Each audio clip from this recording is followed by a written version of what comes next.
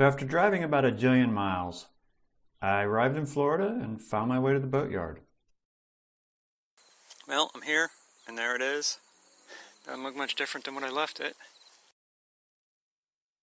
Today's task is to get basic inspection of the boat to see if there's issues, but also to get as much of my personal belongings off of it as makes sense to take back to Pennsylvania. There's a lot of, what is that, algae? Mold? I don't know. This cockpit's going to need seriously scrubbed. Ugh. And the foredeck, not any better. Just all this stuff out in the sun and the weather, slowly deteriorating. And the tarp came off, so put that back. This was not this color. This just goes to show how much damage the sun can do to stuff. This was a much brighter blue. I wish I had a picture of it before the sun just destroyed that line. Look at all that. Damp hasn't helped either. Let's see. Not too bad. That is not mold, that is cockroach dust. It smells a little bit musty in here, but it's not bad really. It says I've got 12.8 volts, the batteries are good. Looks like that fan didn't last though. Oh, holy crap! Back from the dead. Oh, back to the dead. Yeah, I think that fan's probably toast.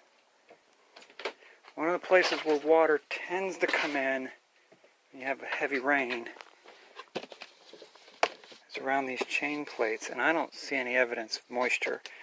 So it looks like that is held up pretty well. Still got laundry detergent. Wow, I kind of got out of here in a hurry. You know, part of the reason there's no video of probably in the worst emotional state I've been in a long time. I just wanted to get everything done and get on to the next whatever was coming next in my life. As a result, I pretty much did the absolute minimum necessary to feel like the boat was prepped.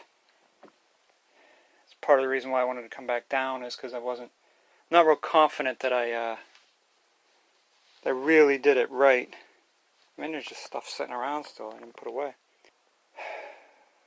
Alright, so overall, no big scares. Let's check the bilge. The bilge pump.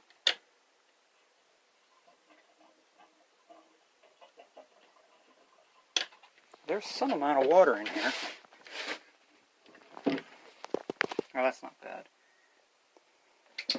That 100 watt panel is obviously keeping the solar panels charged, which shouldn't be hard. I mean, even that fan is not going to pull that much power, but now that it's dead, there's not a whole lot of power being used. Left the dishes to dry, you know. I did leave in a hell of a hurry.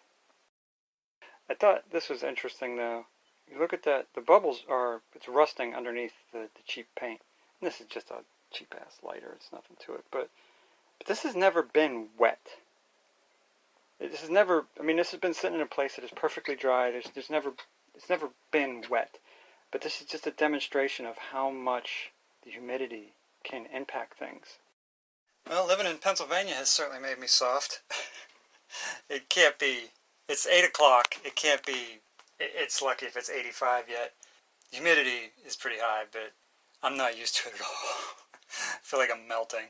I feel like when I was down here last summer, I got to a point where this kind of weather didn't feel really terrible. It just felt normal. And for me right now, it feels terrible. So I left a bunch of canned food here when I left. You know, despite my failures, I had always planned, there's a lot of cans in there. Despite my failures, I'd always planned on going on longer trips, and you know, having this stuff stocked up and ready to go just meant that I didn't have to worry about last-minute provisioning. I could just get fresh food and be off. And I hadn't planned on digging into this. I planned on just leaving it here. There's a compartment under this, and I thought I could get into it through this and go under, and I'm not confident that I'm pretty sure there's stuff back in there further than I can reach. So I need to empty all of these cans out. And I hadn't planned on that. I'm glad I did, but it leaves me with a conundrum. These are starting to rust. I hadn't expected that. I figured they'd last a lot longer than a year just sitting on the hard just because the humidity was a little high. And one of them I pulled out was already leaking. So it's got me wondering if I want to take all of these back to Pennsylvania with me. I mean, yeah, I do, because this boat's going to be here for probably a year. If these start to leak, they're just going to make such an unholy mess out of this compartment. I need to find any and all food, stuff that I thought was non-perishable. I guess part of the reason I'm glad I came is unexpected stuff I didn't expect to be a problem is, now I got to deal with it. I got things tidied, cleaned up, got a bunch of stuff out of the boat, tools mostly that I want for back at the house. I got all the cans out. I noticed this. I don't remember seeing anything like that before. I suspect that that means that the bushing that the rudder rides in is shot and is leaking grease. Which means I'm probably going to have to drop the rudder and have some parts replaced.